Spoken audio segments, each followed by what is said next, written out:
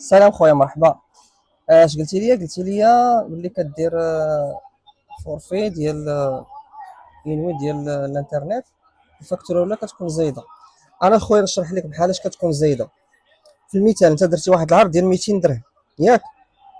خلصتي 200 درهم، ديك 200 درهم اللي خلصتي النهار الاول هذيك ديال الاشتراك، هذيك ماشي ديال لا فاكتور وماشي ديال الكونسوماسيون اللي استخدمتي انت ديال الانترنت. هذيك كتسمى ديال الاشتراك، ياك؟ مصاريف الاشتراك كتخلصها في الاول، كيعطوك لاكارت كلشي كتخدم. في المثال درتيها اليوم شحال في الشهر؟ اليوم مثلا 7، ياك؟ انوي عندها جوج تواريخ، عندها نهار واحد ونهار 18. فاش يمكن لك تبدا الفاكتوره معاهم ديريكت.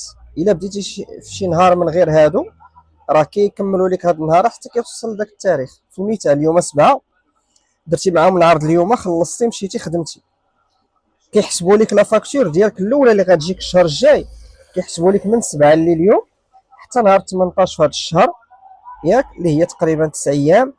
ومن 18 في الشهر الجاي، من 18 في هذا الشهر يا ربي حتى 18 في الشهر الجاي اللي هي شهر، عندك شهر و9 ايام، هي 39 يوم.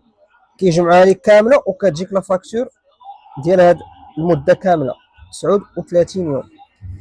في المثال تقدر تجيك، كنتي كتخلص 200 درهم للشهر، غتقدر تجيك واحد 270 ولا 260 درهم اللي غتجيك في لا فاكتور الاولى. من بعد غتولي ديما لا فاكتور تجيك مقاده ديال 200 درهم كل شهر. هذه ديما انوي كيكون عندها هذه القضيه في لا فاكتور الاولى. الناس اللي كيديروا لابونمون اول مره وكيشتركوا، راه لا فاكتور الاولى ديما كتكون زايده، ما عمرها كتكون مقاده.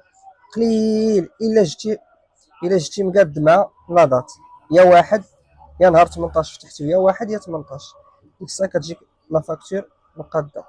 هادشي اللي كاين.